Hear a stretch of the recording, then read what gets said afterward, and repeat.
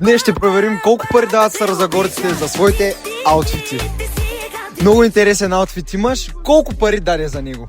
Ами, обувките ми са 80 лева, дънките ми са 60, якито ми е 60, бузата ми е 30, чантата 20. А очилата?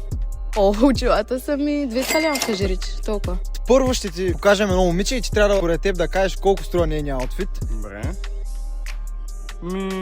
Бих казал към 350-400 лева.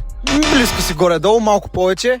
Добре, да кажем айде към 500. Айде. Позна. А твоят аутфит колко струва? Добре, ще почнем отдолу от обувките. New Balance 90-60, около 390 лева. Така, това вече, нали, главното на целия фит е Denim Tears S-ка. Това е Alcatraz серията. 6 паунда е, нали, цялото. Долно и горно. Чанчиката. Чанчиката Calvin Klein, тя е към 140, сега се взех на намаление там. Мега свежарка. И сега, нали, другото, което е Tissot часовник. 1,6 горе-долу, той толкова вече малко падна цената и главно чулата те са към 1К, защото са на кариера. И това е горе-долу целия фит, брат.